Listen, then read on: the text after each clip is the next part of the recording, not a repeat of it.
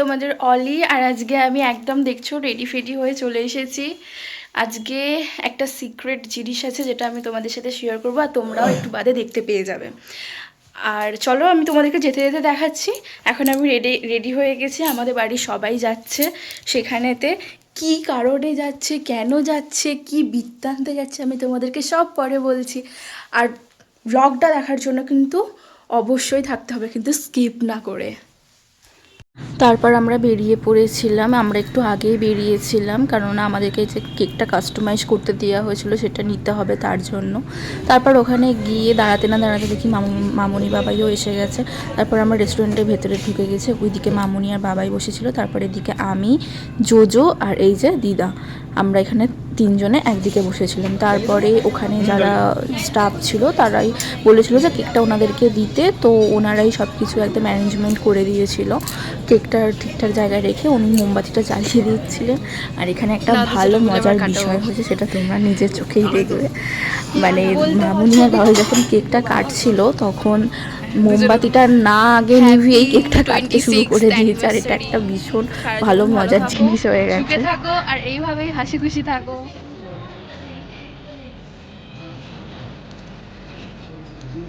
আগে তো ফু তো দেবে, আগে ফু। আরে হচ্ছে, ভালো করে ফু দাও। হ্যাঁ হয়েছে, এবারে ঠিক আছে। এবারে মামুনি আগে বাবাই যেত, তোর বাবাই। আর আমার এখানে এত মজা হচ্ছিল না কি বলবো, আমার তো খুব ভালো লাগছিল। মানে সবার ফার্স্টে আমি রেডি হয়ে গেছিলাম বাড়িতে, তারপর মামুনি বাবা, কারণ আমি এরকম ফার্স্ট টাইম যে নিজের মানে বাবা মা শ্বশুর শাশুড়ি যাই বলো না কেন, আমি এরকম ফার্স্ট টাইম দেখলাম এরকমভাবে মানে অ্যানিভার্সারি আর কি সেলিব্রেট করলাম। এর আগে আমি কোনোদিনও করিনি, ইভেন বাবাই আর মামুনিও সেম। তারপর এখানে সবাইকে কেক খাওয়ানো চলছিল।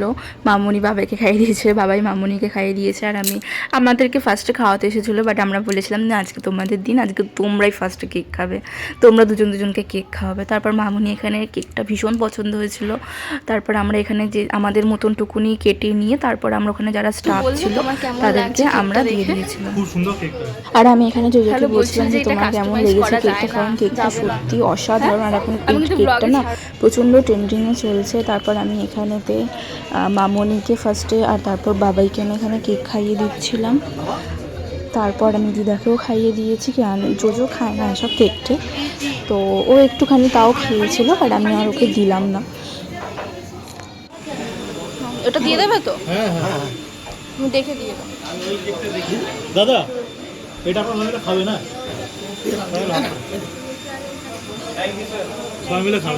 আর তারপর জানো, রেস্টুরেন্টের স্টাফদের কেকটা দেওয়ার পর ওনারা বলছেন যে এরকম থিম আমরা আগে কখনো দেখিনি, ভীষণ সুন্দর হয়েছিল কেকটা খেতেও। আর এখানে মামুনি বাবাইকে তখনও কেক খাওয়ানোর পর্ব চালিয়েই রেখেছিল। আর জানো, আমি না জোজোকে বলেছিলাম যে এই কেকটা দেখিয়ে যে এরকম একটা থিম বানাবো, তো ও বলেছিল এরকম কেক কাস্টমাইজ করা যায় না, বাট আমি খুঁজে ঠিকই শ্রীরামপুর থেকে কাস্টমাইজ করে দিয়েছিলাম। দিদাকেও এখন বার্থডে মানে বার্থডে গিফট দেওয়া হবে। দেখো এই না, দিদা খুলবে। আচ্ছা দিদা না, দুজন মিলে একসঙ্গে হাতে ধরে দে। এটা তোমার গিফট, খুলে দেখো। না এই প্যাকে আবার খোলো। পর দিদা গিফটটা খুলছিল, কিন্তু লাস্টে আর খুলতে পারেনি। যাই হোক, বয়স্ক মানুষ তখন জোজোকে বলছিল যে গিফটটা তোরা খুলে দে, ঠিক আছে, আমি পারছি না খুলতে। আর ওকে আমি বলেছিলাম যে সোজা করে নয়, উল্টো করেই দাও, যাতে দিদা দেখে। আর সত্যি কথা বলতে দিদা না দেখে দিদার মুখের হাসিটা জাস্ট ওয়াও ছিল। আমি তো ভীষণ খুশি হয়ে গিয়েছিলাম যে ঠিক আছে, পছন্দ হয়েছে, খুশি হয়েছে। আমি খুশি করার জন্যই এত কিছু করেছিলাম। কেমন লাগছে বলো? এই মামুনি আমাদেরকে বলছিল যে জোজো যেহেতু একা দিয়েছিল ফার্স্টে, তারপর আমাকে বলছিল যে তুইও গিয়ে দে দিদাকে, মানে দুজনকে একসাথে দেওয়ার কথা বলছিল। তারপর আমি বলছিল যে তোরা দিয়ে আমরা একটা ছবি তুলে দিচ্ছি তোদের। তারপর আমি বাবাইকে ক্যামেরাটা খুলে দিয়েছিলাম, মামুনি এখানে ভিডিও বানাচ্ছিল, বাবাই ছবি তুলে দিচ্ছিল। আমরা দুজনে মিলে দিদাকে গিফটটা দিয়েছি। আর এত কিছু সত্যি কথা বলতে কি জোজো প্ল্যানিং করেনি, ঠিক আছে, কারণ ও একা ছোটোবেলা থেকেই বড় হয়েছে, তো ও একা একা কী করবে বেচারি। আমি আসার পর থেকেই আর কি এরকম পুরো ফার্স্ট টাইম। আর জানো দিদা বারবার বলছিল যে আমার এটা ভীষণ পছন্দ হয়েছে, আমার এত বছরের জন্মদিনে আমাকে কেউ এরকম কোনো গিফটই দেয়নি। তারপর আমি আর জোজো দুজনে মিলে বাবাই আর মামনিকে গিফটটা দিয়ে দিচ্ছিলাম। এটা হচ্ছে আমাদের তরফ থেকে তোমাদেরকে গিফট। Thank you. বলো বলো বলো।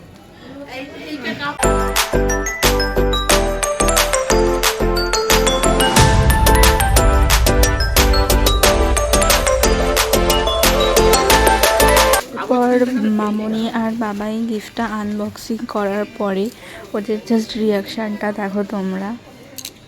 জানি এটা কোনো বড় সড়ো গিফট না, কিন্তু তাও মানে ছোটোখাটো গিফটই দিয়েছি এরকমভাবে।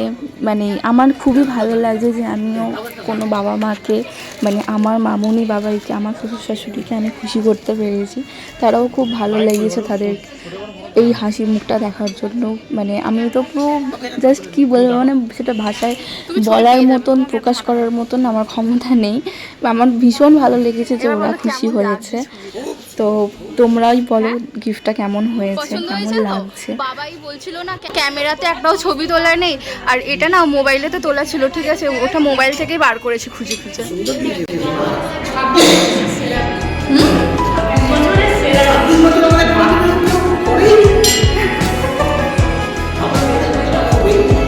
আর জানো বাবাই না পুরো একদম গিফটটা পেয়ে, আমরা এত ছোট্ট গিফট দিয়েছি, গিফটটা পেয়ে প্রচণ্ড ইমোশনাল হয়ে গিয়েছিল। মানে কি বলবো, খুব খারাপই লাগছিল। যাই হোক, কেক কাটিং করার পরে তারপর সবাইকে গিফট দেওয়ার পরে আমরা স্টার্টার অর্ডার করেছিলাম হচ্ছে 2টো ফিশ ফ্রাই আর একটা হচ্ছে ক্রিসপি চিলি বেবিকর্ন। এটা ক্রিসপি চিলি বেবিকর্নটাও শেয়ারে গিয়েছিল, আর ওই দুটো মামুনি বাবাই খেয়েছে, বাট আমি খাইনি। আর তারপর আমাদের এখানে একটুখানি গসিপ চলছিল ওর সাথে আমার। কথাটা হচ্ছে যে এই যে আমার বাবাইকে গিফট দিলাম, কেক কাটলাম, তাহলে আজকে পুরো ট্রিটটা তুমি দাও। ওটাই বাকি আছে। হ্যাঁ, তো তুমি দেবে না তো কে দেবে? আচ্ছা, বাবাইদের গিফট হওয়ার শিখে আমরা গিফট দিয়েছি, তাই জন্যে বাবাই আমাদেরকে খাওয়াতে নিয়ে এসেছে। না, আগে থেকেই খাওয়ানোর প্ল্যানিং ছিল, ওকে বলছি ট্রিট দিতে, কিন্তু দিচ্ছে না ট্রিট। আচ্ছা, যা খরচা হবে সব তুমি দেবে, ঠিক আছে? তারপর গল্প টল্প শেষ করার পরে আমাদের রাত্রির ডিনার চলে এসেছিলো। মেন কোর্সে আমরা নিয়েছিলাম, মামুনি বাবাই আর দিদা নিয়েছিল মাটন কষা আর বাটার নান, আর জোজো নিয়েছিল একটা স্পেশাল মটন বিরিয়ানি, আর আমি নিয়েছিলাম পোলাও আর মাটন কষা। আমার ভুল হয়ে যাচ্ছে, মাটন কষা। তারপর ওনারাই ওখান থেকেই এসে তারপর সার্ভ করে দিচ্ছিল।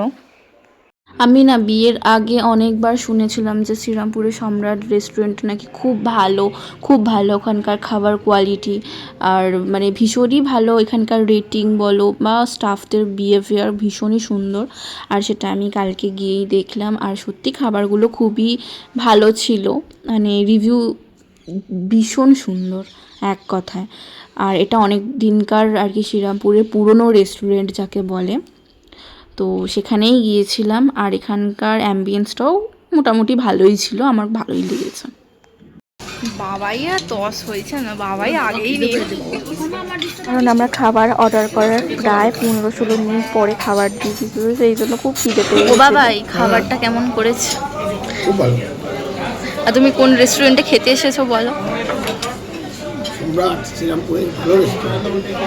কেমন লাগছে তোমার খেয়ে? রিভিউটা দাও, খেয়েই যাচ্ছে দেখো। কেমন লাগছে বলো? কেমন লাগছে বুঝতে পারিনি। ভালো লাগে, খুব সুন্দর খেতে, খুব ভালো লাগে। তুমি আমাকে একটু বিরিয়ানি শেয়ার করবে তো? হ্যাঁ, দাও তাহলে তুলে একটু। পাতে দেবো। এটাকে খেয়ে শেষ করি তারপর খাও। দিদাকে আর কি বলবো, দিদা তো নিজে নিজে খেয়েই যাচ্ছে। কেমন লাগে টেস্ট? খুব ভালো। এই যে খাবার পরে মানে আমাদের ঠিক খাবারের অবস্থার পাতগুলো ঠিক এরকম অবস্থা হয়ে গিয়েছিল। আর আমরা যেটা খেতে পারিনি সেটা পার্সেল নিয়ে বাড়ি চলে এসেছিলাম, কারণ আমি তো সেরকম কিছু খাইনি, একটুখানি খেয়েছি, তারপর বাকিটা পার্সেল নিয়ে বাড়িতে এসে গেছিলাম। তারপর আমরা অর্ডার করেছিলাম হচ্ছে এটা ভার্জিন মোজিতো, আর এটা খেতে কি বলবো, ভালোই লাগে আমার। আর মানে সত্যি সুন্দরা দিদা বলছে যে এটা কি রে, ওপরে পাতা দিয়া কিসের গাছের ডাল দিয়ে দিয়েছে, আমি বলছি ওটা ডাল না। আর তারপর এখানে মামুনি আর বাবাইকে বলেছিলাম যে তোমরা এরকম খাও, তোরা দুজনে এরকম করে খাচ্ছিল আর আমরা ছবি তুলছিলাম। আর দিদা খাচ্ছে, দেখো চোখটা করছে খালি এরকম পিট। তারপর মামুনি আর বাবাইয়ের জোড়াজড়িতে আমাদেরকেও এরকমভাবে খাইয়েছিল, বলেছিল তোরাও খা, আমি ছবি তুলবো। সেই জন্যে আমরা ওই একটুখানি খেয়েছি, বাট আমার ভীষণ লজ্জা লাগছিল এইভাবে খেতে। তারপর খাওয়া দাওয়া শেষ করে বাবাই এখানেতে বিল পেমেন্ট করছিল। বিল পেমেন্ট হয়ে যাওয়ার পরে এই যে এখানে আমি আর এটা হচ্ছে জোজো, আমরা এখান থেকে বেরোচ্ছিলাম। আর এই যে দেখছো পিছনেতে আসছে সবাই। তারপরে ওখানে দেখছি মানে দেখাচ্ছি, এটা হচ্ছে আমরা ভেতর দিকটায় বসেছিলাম আর ওটা হচ্ছে বাইরের দিকটাতে। আর এখান দিয়ে সিঁড়ি দিয়ে নামছিলাম, নেবেই তো একদম পুরো শ্রীরামপুর মার্কেট, তখন পুরো টোটালটা অফ হয়ে গিয়েছিল। আর দিদা এখানে নামতে পারছিল না, বেচারা পায়ের ব্যথাটা মামুনি ধরে নামাচ্ছিল। ভাবি অনেক স্টাইল মারবো, কিন্তু রাত্রির বেলাতে না, যখন রাস্তা দিয়ে আসি বা কোথাও যাই ঘুরতে খেতে, ঠিক আছে, তখন আর সেই জিনিসটা হয় না। এখন এই যে আমার বর গাড়ি বার করছে, আমরা এই রেস্টুরেন্টটাতেই ছিলাম, এই ওপরে এই রেস্টুরেন্টটাতে ছিলাম। এখন যাব বাড়িতে। শ্রীরামপুর পুরো আজকে সব দোকানপাট বন্ধ হয়ে গেছে।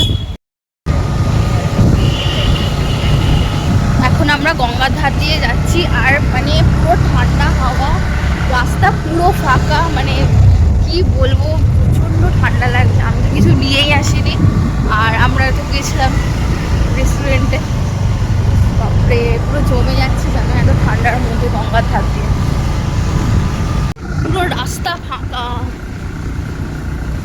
তারপর আসার সময়তে আর শ্রীরামপুরের এখানে এই রাস্তাটা দেখছিলাম, আর এত সুন্দর না, 25 ডিসেম্বরের জন্য এটা সাজিয়েছে, আর দারুণ, মানে এটা তো জাস্ট নর্মাল, এর থেকে আরও বেশি সাজাবে, আমি কোনোদিনও দেখিনি, বাট এবারে আমি ফার্স্ট টাইম দেখবো শ্রীরামপুরেতে, মানে 25শে ডিসেম্বর আমি কাটাবো। আমার মানে কি বলবো, প্রচণ্ড এক্সাইটেড। এখানে নাকি শুনেছি পুরো পার্ক স্ট্রিটের মতন সাজায়, মানে সেকেন্ড পার্ক স্ট্রিট যাকে বলে আর কি।